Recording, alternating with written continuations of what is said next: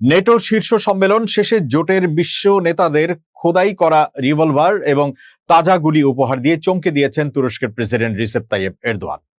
আঙ্কারায় আয়োজিত এই শীর্ষ সম্মেলন শেষে দেয়া এই নজিরবিহীন উপহারের কারণে বিশ্ব নেতাদের নিরাপত্তা দলগুলোর মধ্যে বেশ উদ্বেগ ও নাটকীয় পরিস্থিতির তৈরি হয়। এ বিষয়ে প্রতিবেদন প্রকাশ করেছে এএফপি।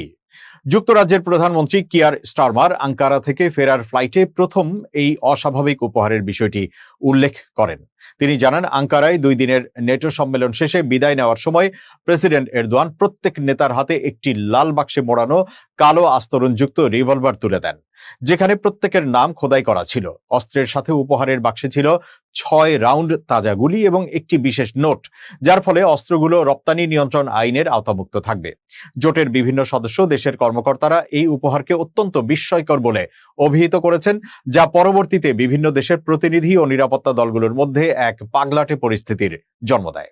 হাঙ্গেরির প্রধানমন্ত্রী পিটার ম্যাজিয়ের সামাজিক মাধ্যম এক্সে লিখেছেন, নেটো সম্মেলনে প্রেসিডেন্ট এরদোয়ানের কাছ থেকে একটি ব্যতিক্রমী উপহার পেলাম। আমার নাম খোদাই করা একটি ম্যাগনাম রিভলভার এবং গোলাবারুদ।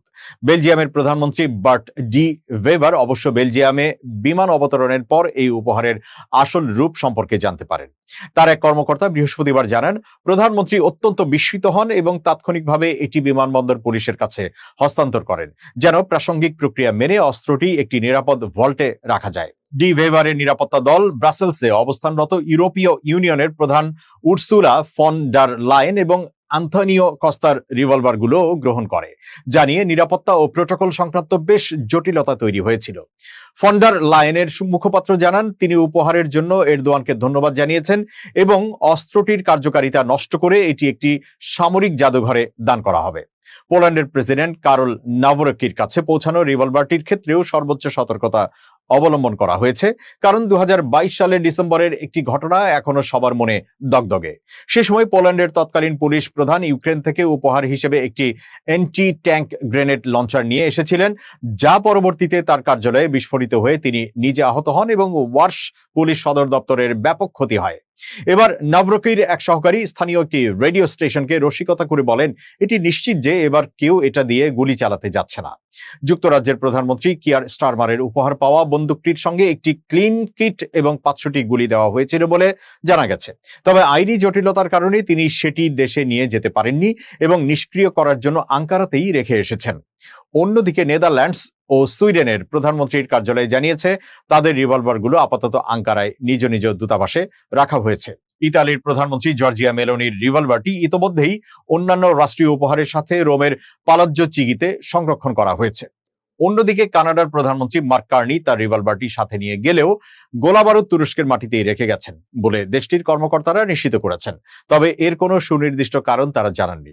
সুইডেনের প্রধানমন্ত্রী উলফ ক্রিস্টারসনের দল এক বিবৃতিতে জানিয়েছে, তাদের অস্ত্রটি সমস্ত প্রযোজ্য প্রক্রিয়া মেনেই সুইডেনে পরিবহন করা হবে।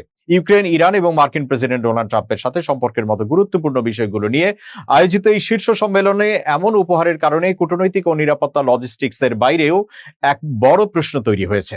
আন্তর্জাতিক মহলে বারবার একই আলোচনা ঘুরে ফিরে আসছে যে কেন এমন উপহার দেওয়া হলো।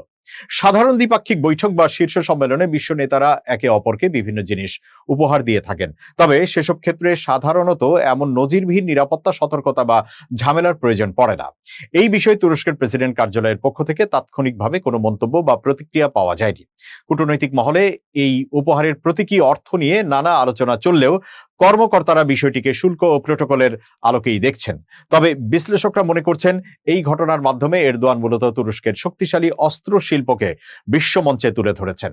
জেনেভা ভিত্তিক স্মল আর্মস সার্ভে অনুসারে 2019 থেকে 2024 সালের মধ্যে যুক্তরাষ্ট্র ও ইতালির পর তুরস্ক ছিল বিশ্বের 3য় বৃহত্তম ক্ষুদ্রাস্ত্র রপ্তানিকারক দেশ। সাম্প্রতিক বছরগুলোতে ড্রোন এবং সাঁজোয়া যানের পাশাপাশি আগ্নেয়াস্ত্র উৎপাদনেও তুরস্কের প্রতিরক্ষা খাত ব্যাপকভাবে প্রসারিত হয়েছে।